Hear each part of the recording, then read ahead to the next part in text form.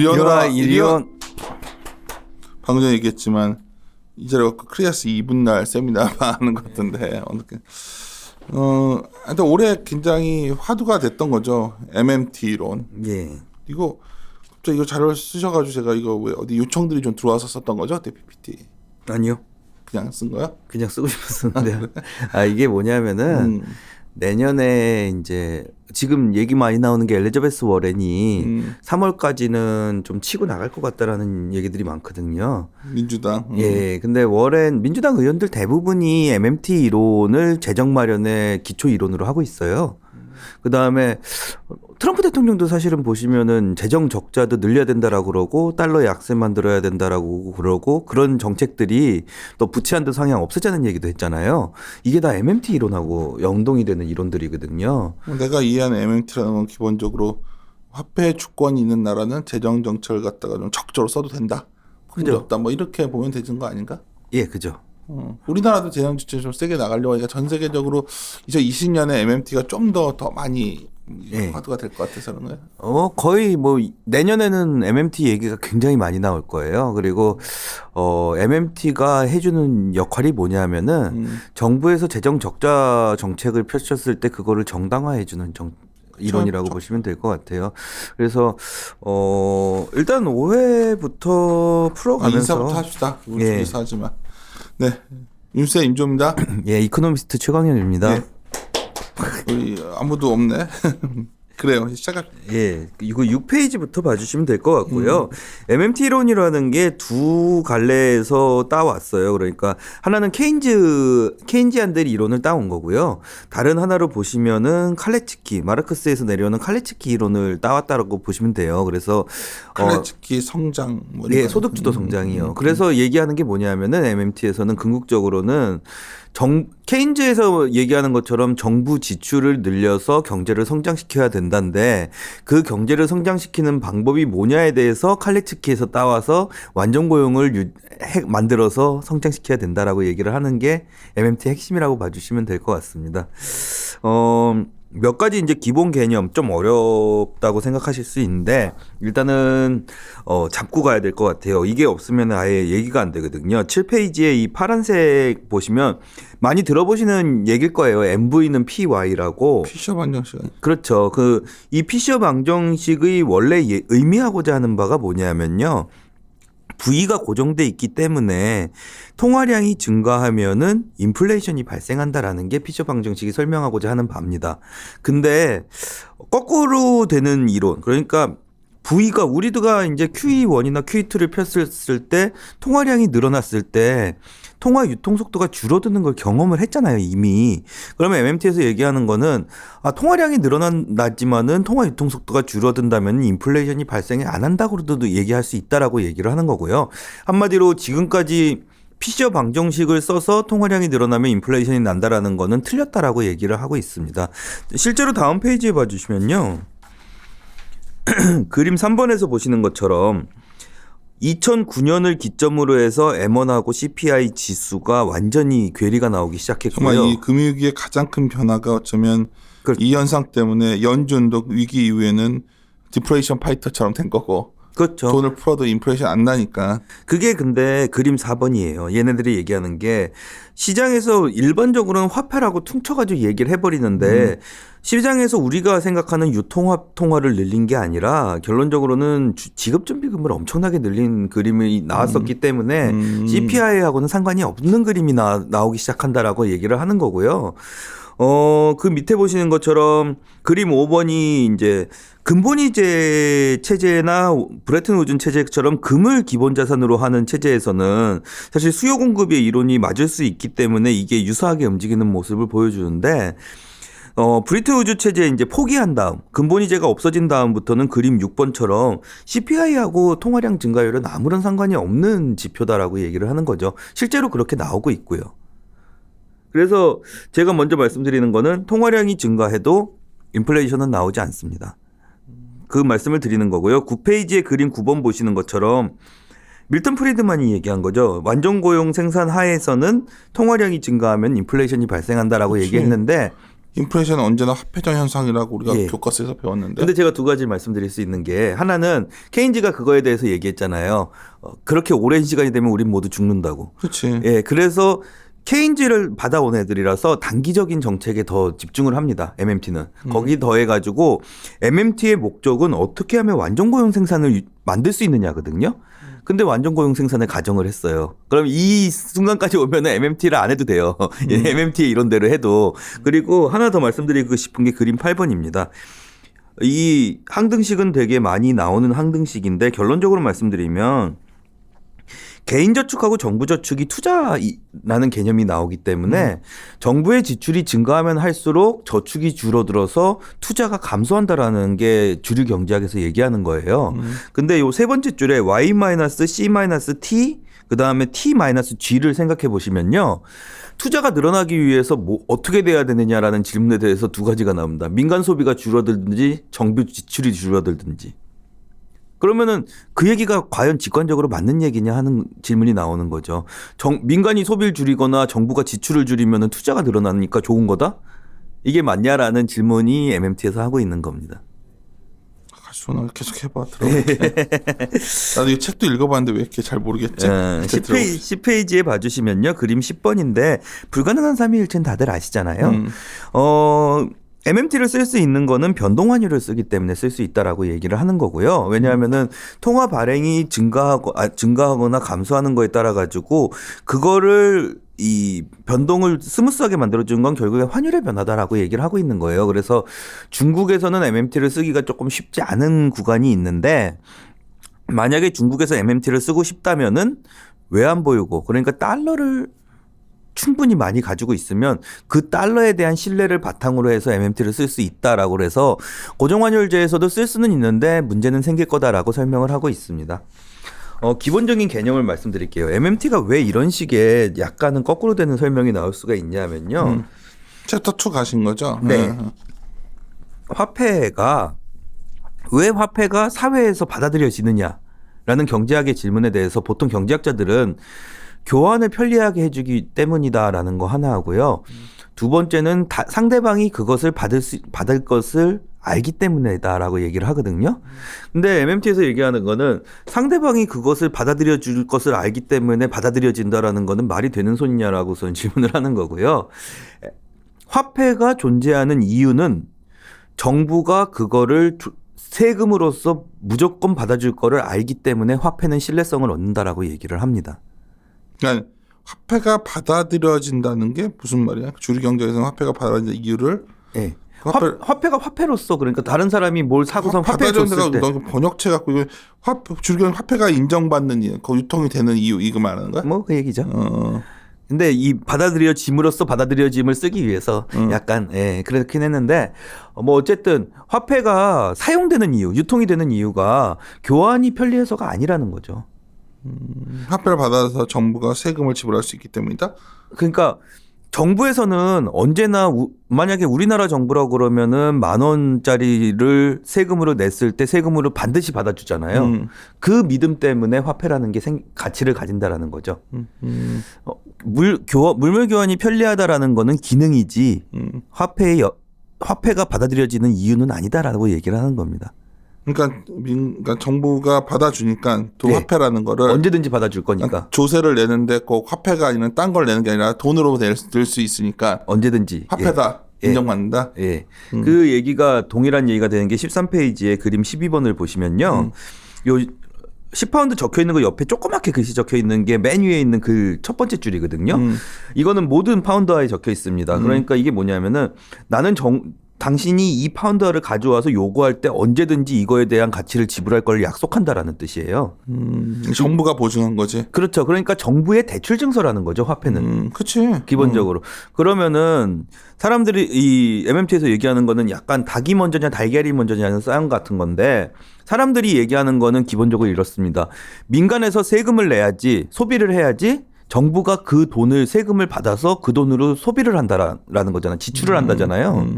근데 최초의 소비를 생각해 봤을 때 민간에서는 도대체 어디서 돈이 나가지고서는 그 돈을 썼느냐라는 거죠.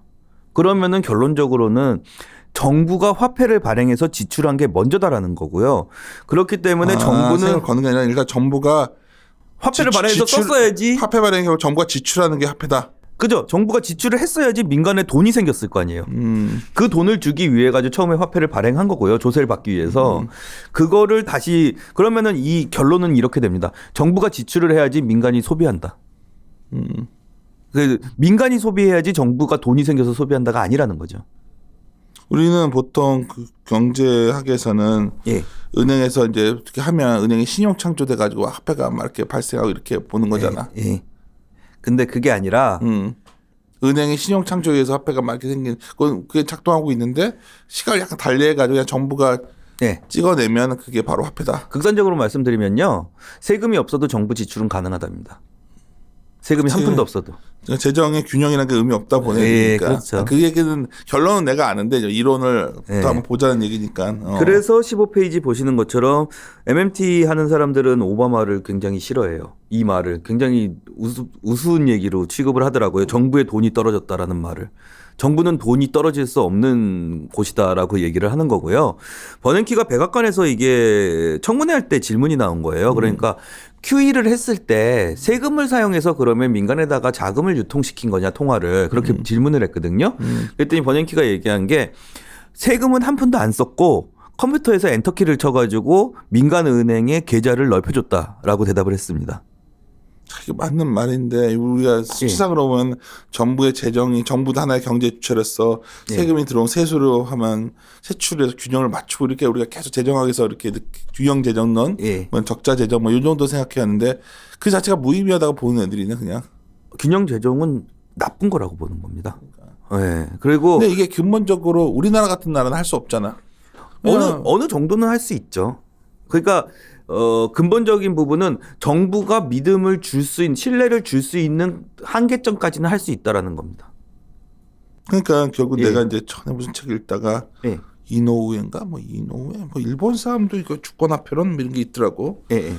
뭔 소리인지 모르가지고 읽다가 아예 재미없다고 치우쳤는데 예. 다음 페이지에 주권 거라 그러니까 계속 주권 그러니까 그 주권화폐론 뭐 주권화폐 이론 뭐 그런 거가 결국 되게 관련돼 있는 거더라고. 비슷한 거더라고. 아닌가?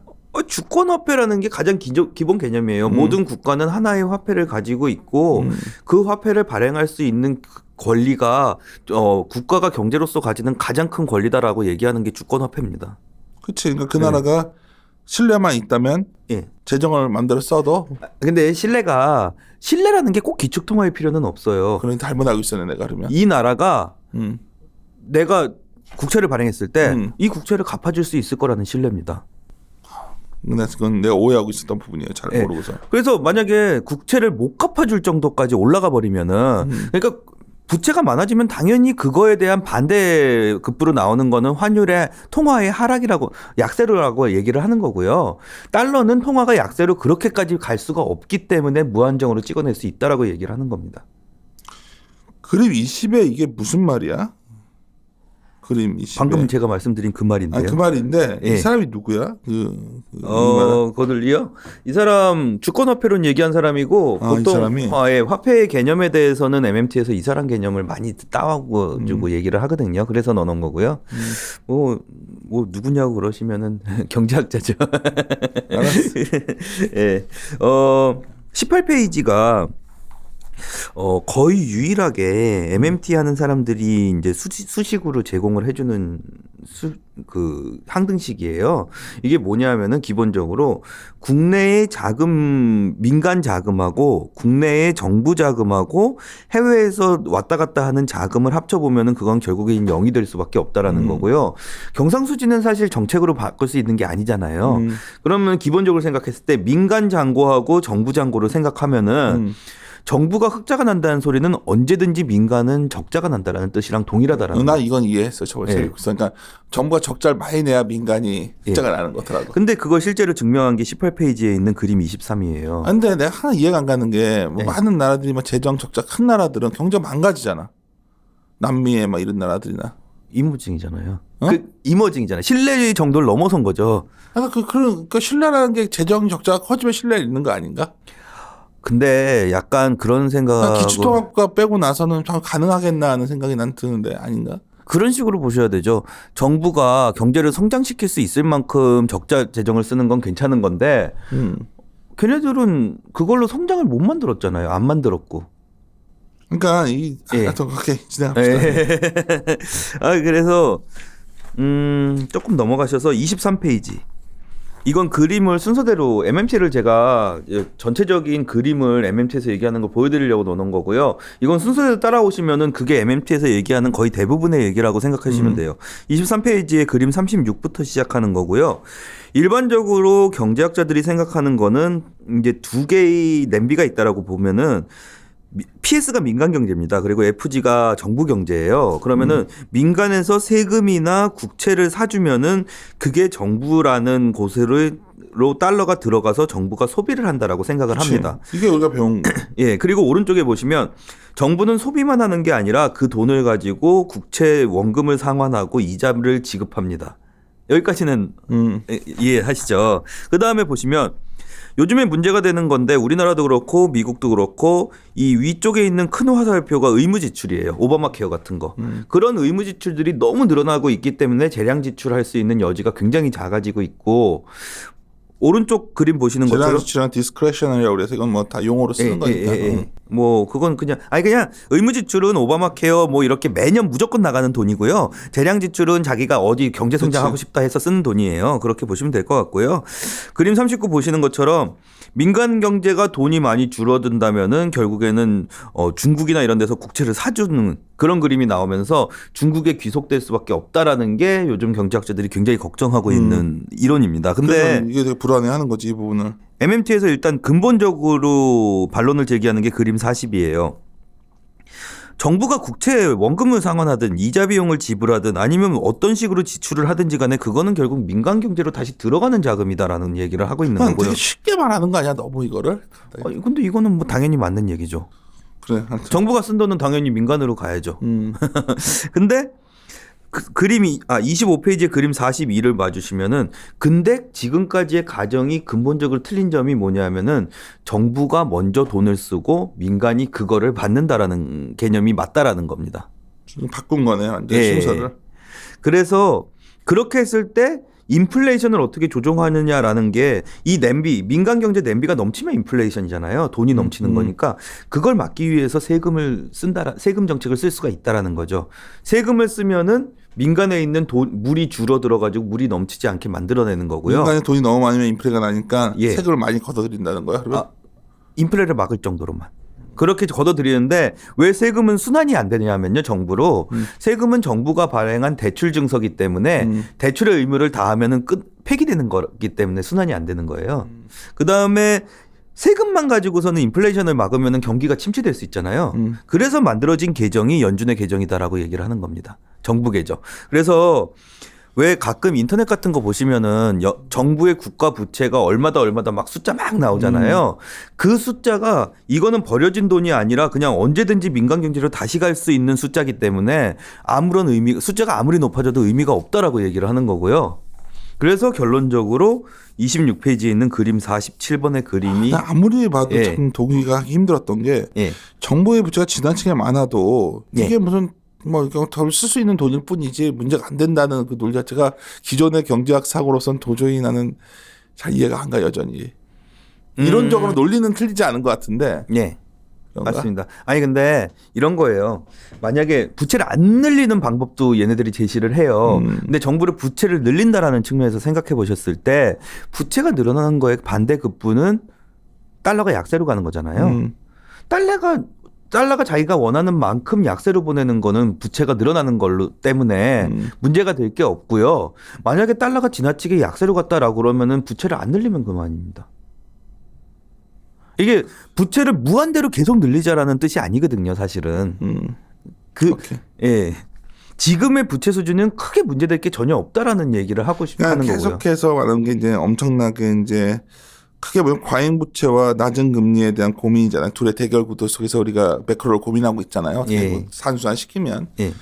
MMT라는 건 마치 무슨 말을 약간 비틀어 봐가지고 뭐 별거 아니야 이래버리는 이론이란 말이야. 그러니까 헷갈리기 그렇죠. 시작하는 거지. 이게 정말 별게 아니고 과거에 많은 위기 국가들이 부채 문제로 왔었는데 그건 정말 화폐 자체가 의미가 없어진 건지 위기 이후에 뭐가 바뀐 건지 아니면 원래 전에 잘못 해석했던 건지. 부채를 갚는 방법이요. 특히 이제 해외 부채 아니라 미국 금융기관의 부채를 갚는 방법이 어떻게 갚는다라고 생각을 하세요?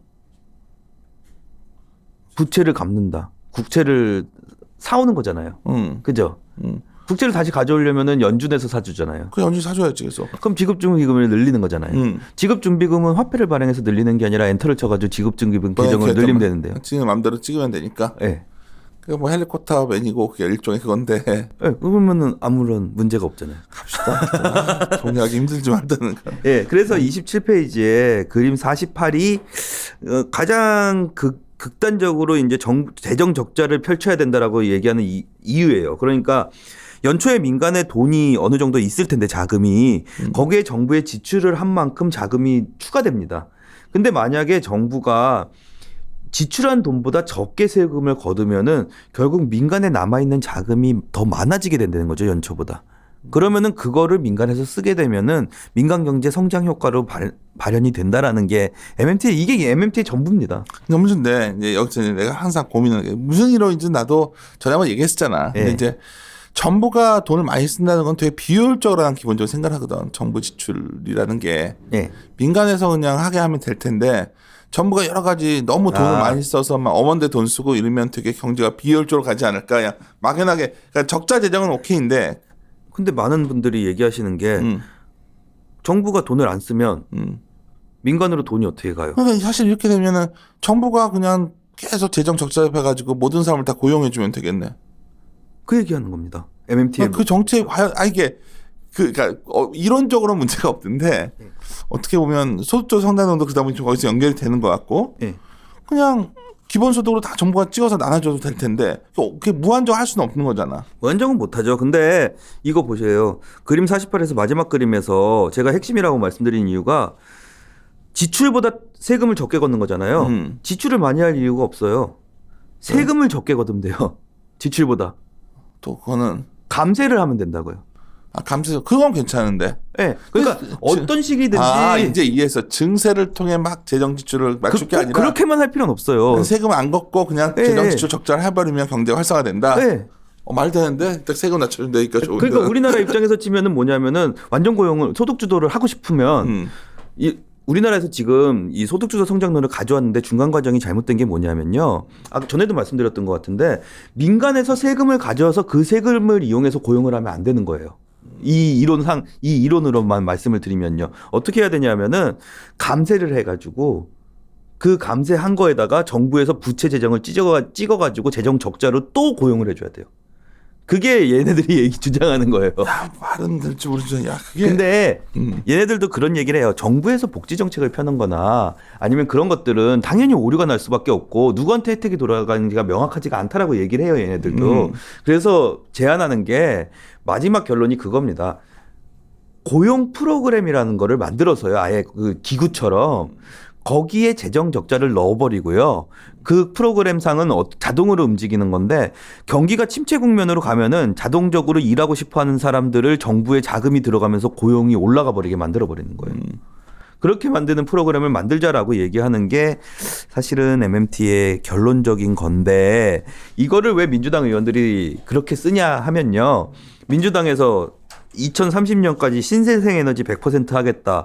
전기차 하겠다. 모든 사람들 보험 100% 해주겠다. 그 재원을 어디서 마련할 건데? 라고 물어봤을 때 MMT에 의하면 재정 적자는 얼마든지 해도 나쁜 거 아니야. 라는 게 돼버리는 거죠.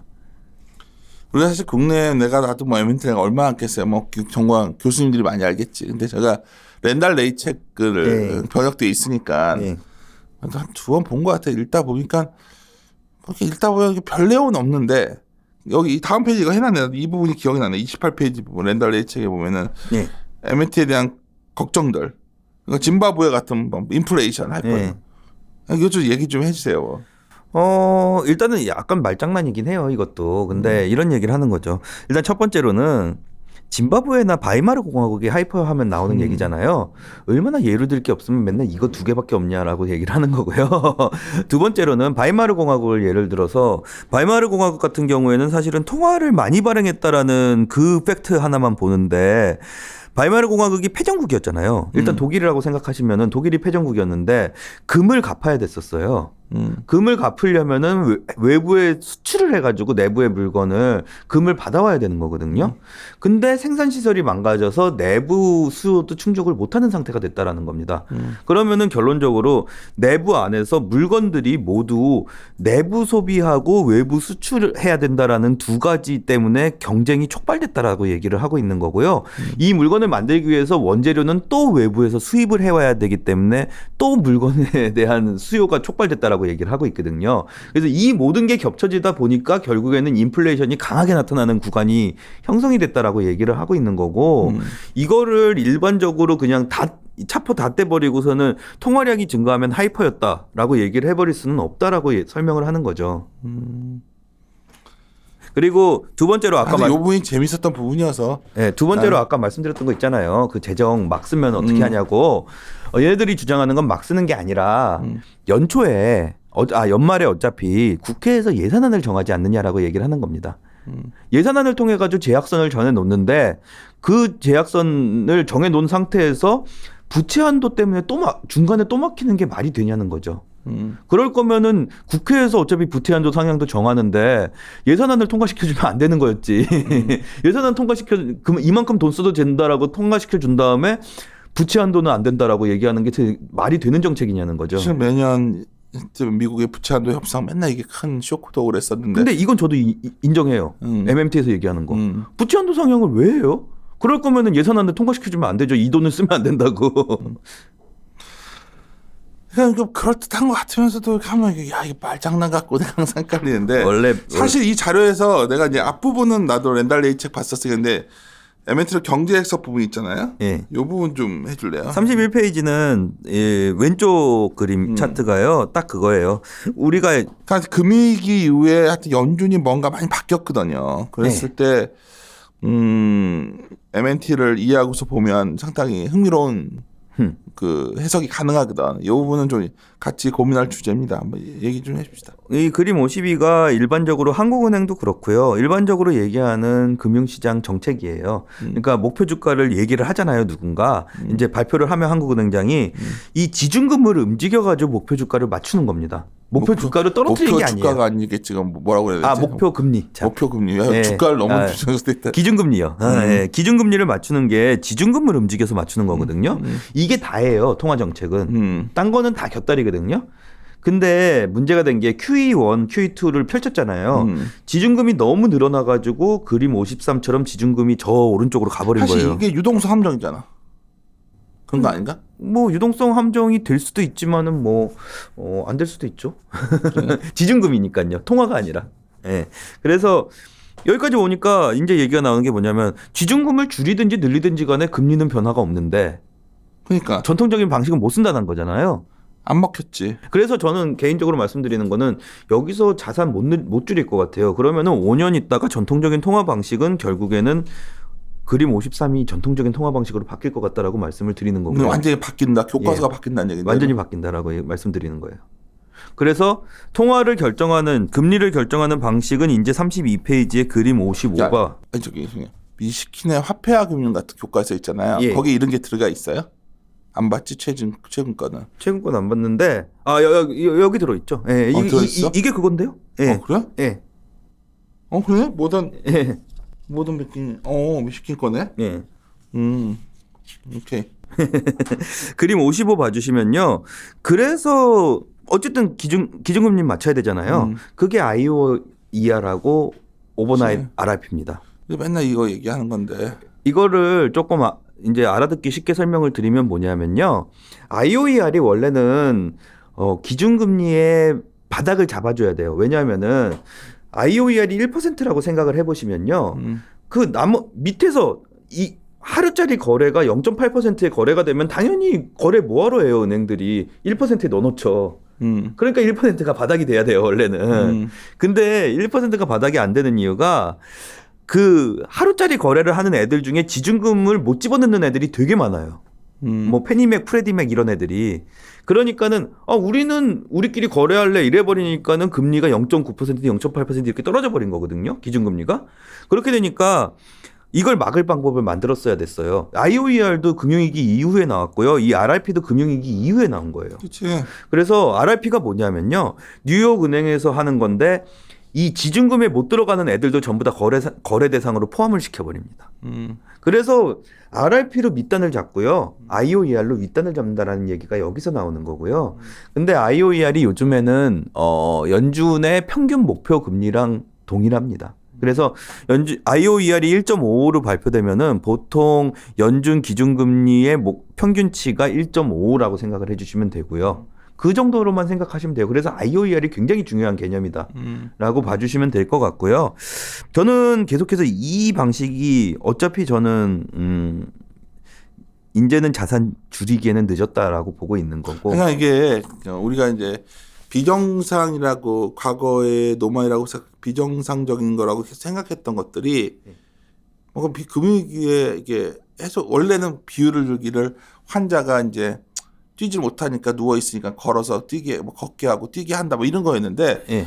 금융위기에 이제 환자가 일어나 가지고 뛰는 건 불가능해지고 다 이렇게 슬슬 보행기 메고서 예. 걸어가는 노인네가 돼버린 건지 전 세계 경제가 예. 표현이 좀 그렇지만 뭔가 이 비정상적인 게 이제 일반화된다는 건가 그러면? 네, 이게 일반적인 정책이 될 수 있다라고 말씀드리는 거고요.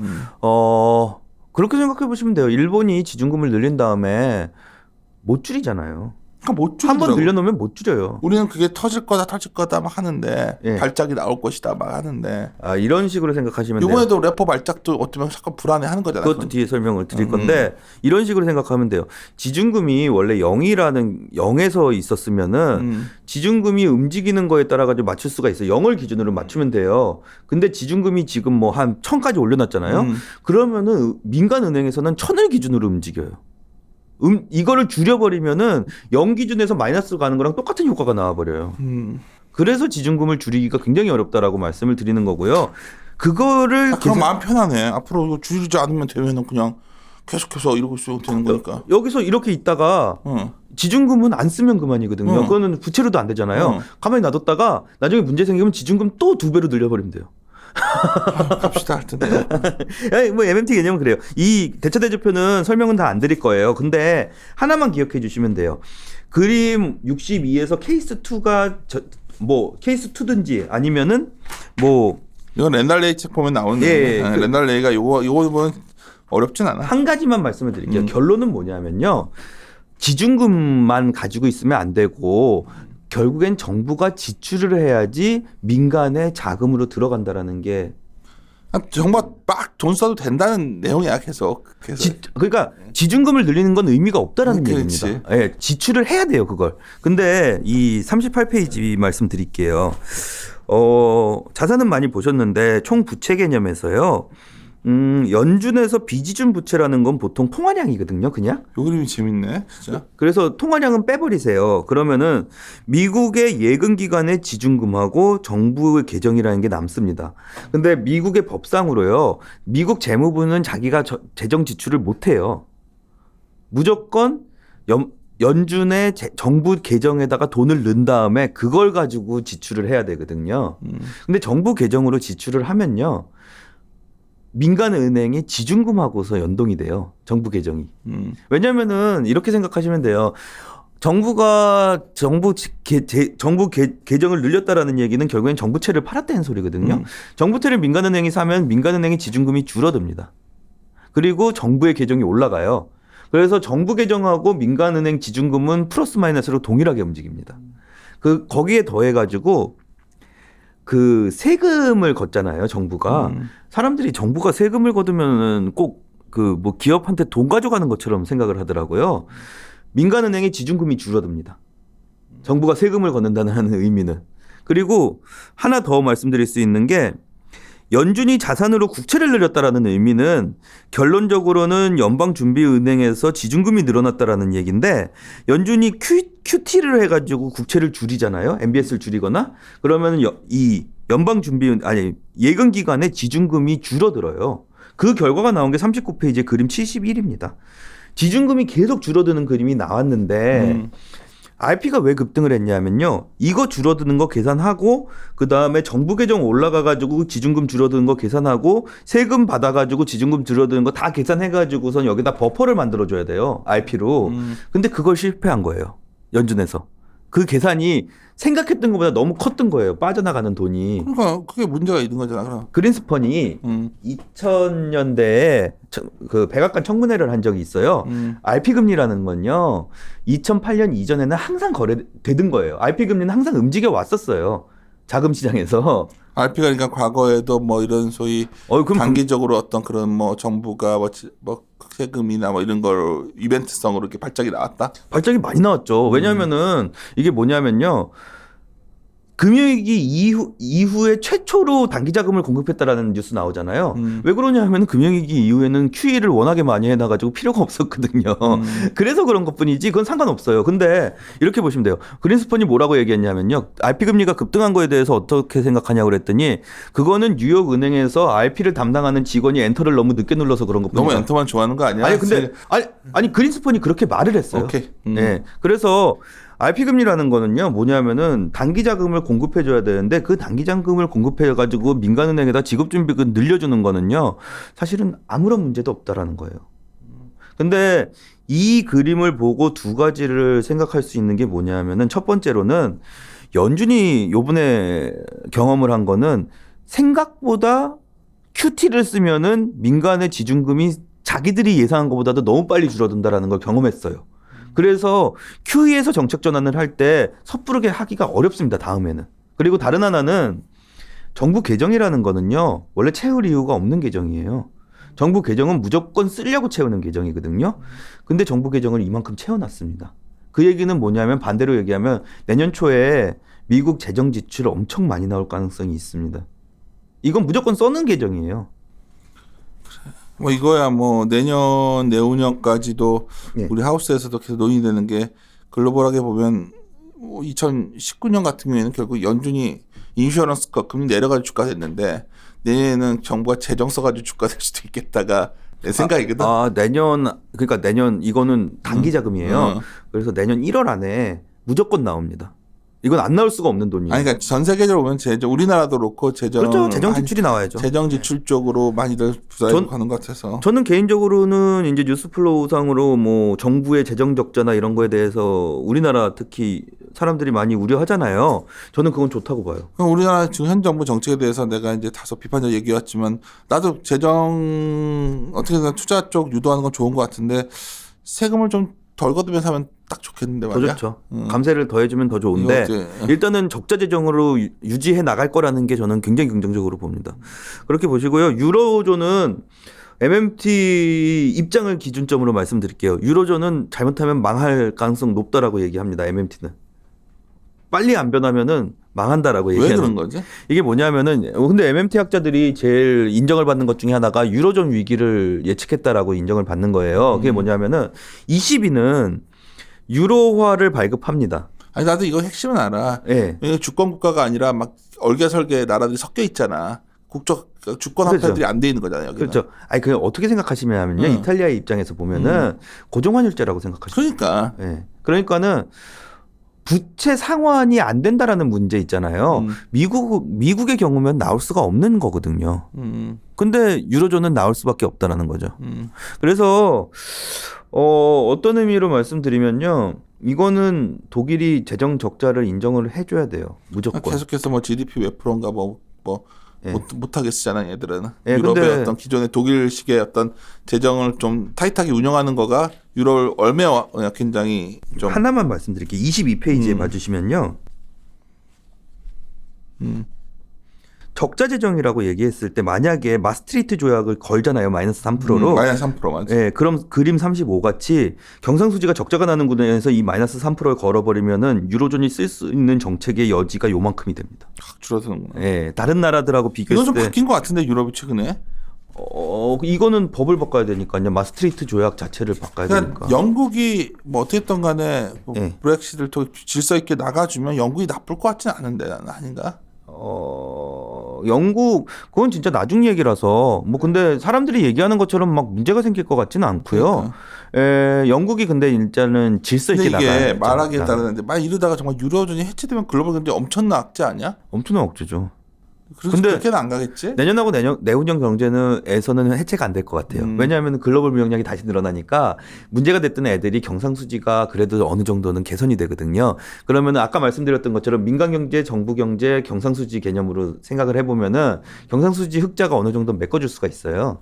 그래서 괜찮다라는 얘기인데 문제는 이게 나중에 문제가 글로벌 위기가 다시 터졌을 때 다시 터져요. 유로존은 항상 그럼 글로벌 위기가 터지면 유로존은 계속 그 똑같은 과정을 반복할 수밖에 없게 돼 버리는 거거든요. 그래서 그 전에 왜 마크롱이 그 메르켈한테 작년하고 올해 그렇게 재정 통합을 하자라고 얘기를 했잖아요. 그치. 그 이유가 이거라고 보시면 돼요. 마크롱이 굉장히 엘리트인 것 같아. 내가 봤을 때는 굉장히 첨단적, 그러니까 굉장히 최근에 어떤 그런 변화, 예. 시류의 변화, 여러 가지 정책의 시류 이걸 잘 이해하고서 하고 있는 것 같아요. 프랑스 마크롱. 그렇죠.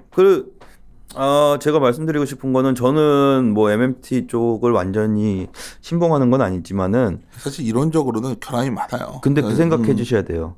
케인즈가 처음에 대공황 다음에 비교할 수 없지 그거. 케인즈가 대공황 다음에 일본 이론이 나왔을 때 센터장님 얘기하신 거랑 똑같은 얘기를 케인즈에 대해서 했어요.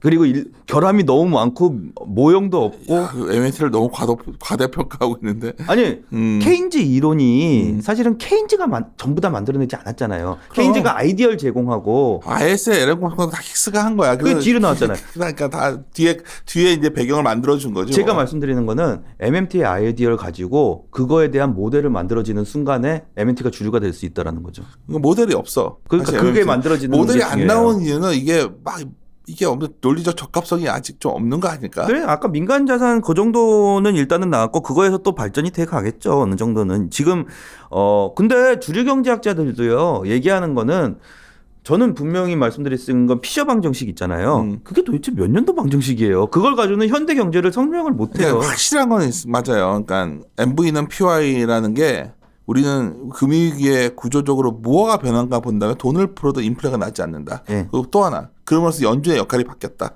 예. 인플레이션 파이터가 아니라 디플레이션 파이터가 됐다.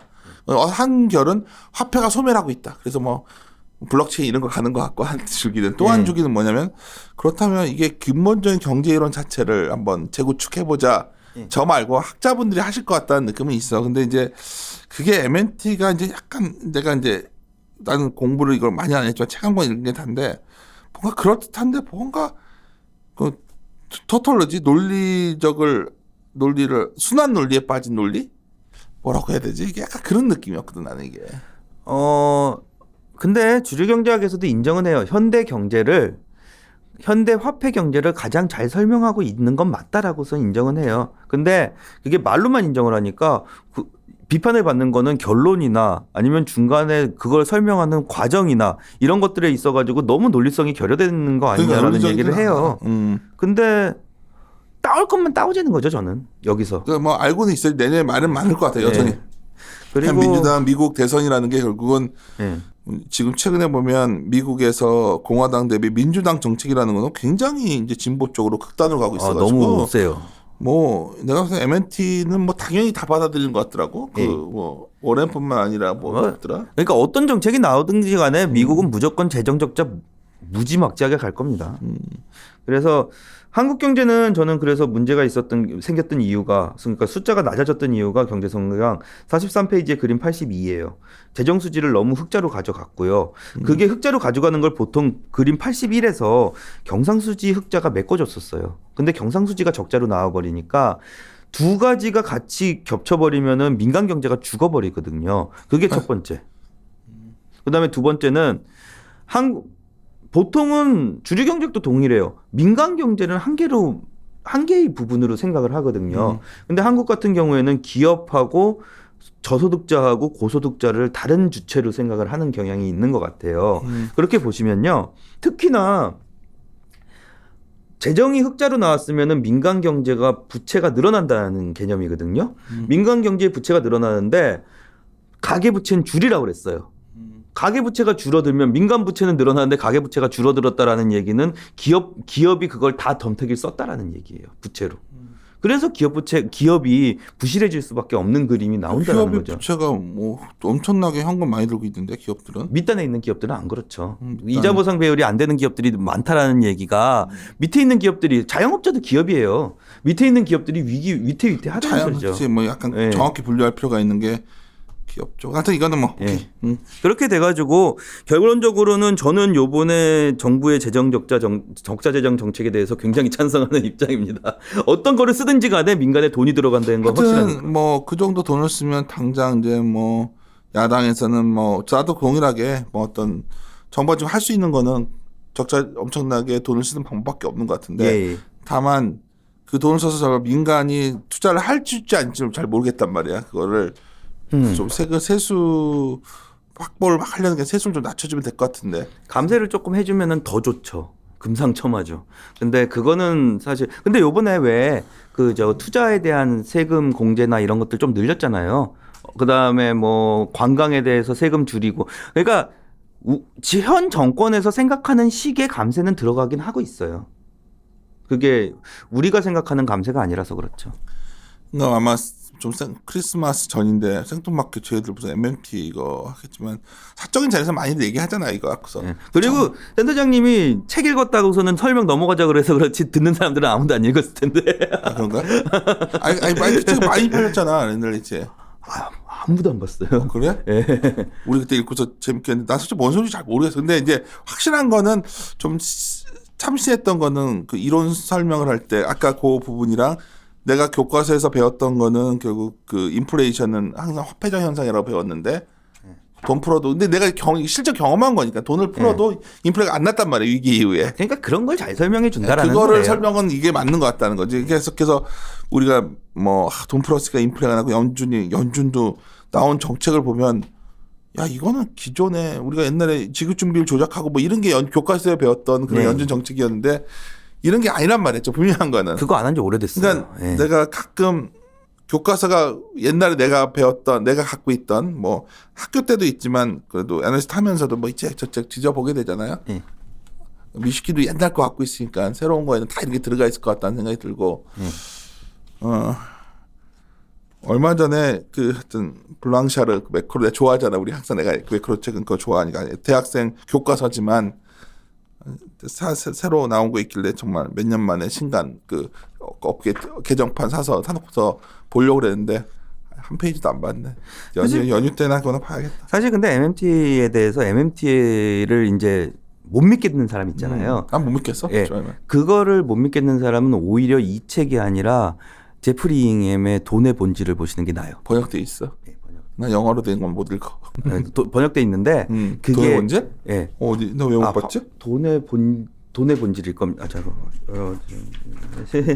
그게 뭐냐면은 그 책, 화폐의 본질이라는 책이 있어요. 제프링에. 그게 뭐냐면은 얘네들이 얘기하는 화폐의 개념에 대해서 한 권으로 설명하고 있는 거예요. 그 화폐라는 게 나는 오히려 저 마지막 말미에 최근에 이제 뭐 페이스북에도 책 읽는 건 잘 안 올리게 되더라고. 근데 이 책을 완독을 잘 못해서 그런데 최근 제일 많이 한 2, 3개월간 많이 봤던 게 화폐에 관한 책들이거든. 화폐 역사라던가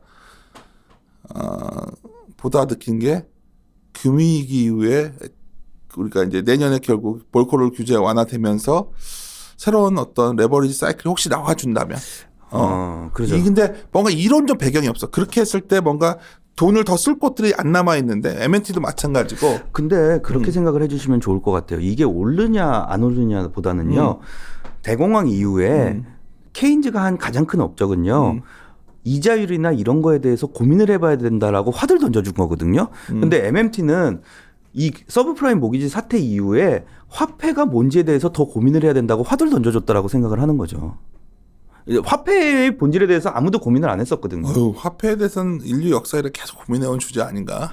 경제학자는 고민을 안 했어요. 경제학자들이 왜 화폐에 관한 책들 되게 많지? 화폐에 관한 책이 아니에요. 그 책들이. 옛날 책들이 거의 대부분. 이렇게 기억이 나는지 얼마 전에 그 어떤 책도 비슷한 M&T 얘기를 한 건 아닌데 주권환폐론에 관해서 이제 그러니까 일본이 생각보다 굉장히 경제학이 옛날부터 참 사실 양적 완화의 시작도 일본이잖아. 버냉키도 일본에서 배웠던 거 아닌가? 고래 뭐였지? 일본 학자가 있었는데. 마르크스도 그렇고 주권화폐론 쓴 사람도 그렇고 슌페터도 그렇고요. 경제학자라기보다는 사회주의자로 분류. 약간. 예. 그러니까 고민스러워. 그리고 뭐 내가 이제 항상 요새 뭐 그때 얼마 전에 또 팟빵에 올라갔지. 참 그러니까 댓글에도 약간 우파적인 내용을 얘기해서 욕도 먹었는데 최근에 또 고민되는 주제 중에 하나가 뭐냐면 그 기본소득에 관한 책이 많이 나오더라고. 약간 이것도 연결되는 것 같아. 그러니까 예. 내가 MMT에서는 전 분명히 말씀드릴 수 있어요. 절대 안 된다고 그럽니다. 왜? 예? 그건 또 왜? 일하고 싶은 사람은 일하게 해주는 게 정책이지 일하지 않는 사람한테 돈 주는 건 정책이 아니라고 하나 합니다. 샀는데 그것도 좀 말 되는 것 같더라고. 하여튼 네. 왜 이런 새로운 이론들이 나올까? 어떤 몇 년 됐지만 내 생각에는 뭔가 새로운 산업 구조 변화, 새로운 혁신에 맞는 이론들이 따라서 좀 이제 나오기 시작하는 느낌이에요. 그래서 뭐 저희들이 뭐 시장에 있는 애널리스트로 할 수 있는 일은 뭔가 학자분들은 연구를 하는 거고 저희들은 그게 뭐지? 하면 쫓아가는 정도인데 MNT는 분명히 지금으로서는 논리적 적합성이 떨어지고 아마 이거 주류경제학 신봉하신 분들은 이거 뭔 개소리야 할 것 같은데 당연하죠. 개소리 하는 이론인데 또 어떻게 보면 또 이게 뭔가 현실을 설명하다 나온 것 같은데 논리적 적합성은 떨어지는데 일단 좀 그런 차원에서 한번 들어보시고 저희보다 더 많이 아시는 분들이 있을 테니까 더 같이 앞으로 고민해 갔으면 좋겠습니다. 예. 마지막으로 뭐 할 말 있나? 저 할 말 없는데 그냥 재미로 한번 들으시고요. 저는 이 자료는 근데 그래도 여기서 말하는 본질에 대해서는 경제가 재밌으시면 기억하시는 게 좋다라고 말씀드리고요. 왜 솔로우의 성장 모형이 컴퓨터가 개발되면서 나온 거잖아요. 그랬던 것 같아요. 예, 그 신기술, 컴퓨터 기술이 개발되면서 같이 나온 거거든요. 그래서 저는 그런 것들이 생산을 설명하는 것들, 뭐 꼭 컴퓨터성은 아니지만 기술이 개발되면서 나오는 모델들이 있거든요. 저는 많은 모델들이 나올 것 같아요, 앞으로. 그러니까 내가 이건 모르지만 이건 너무 어떤 모델 같은 것도 없고 이론이 그건 맞아요. 모델이 없고 그냥 수도꼭지 같은 걸로 계속 설명하니까 좀 너무 좀 그랬어. 근데 하여튼 저도 좀 더 선입관을 빼고서 MNT에 대해서 좀 더 관심을 갖도록 하겠습니다. 예, 마무리 하도록 하겠습니다. 이리 오너라, 이리 오.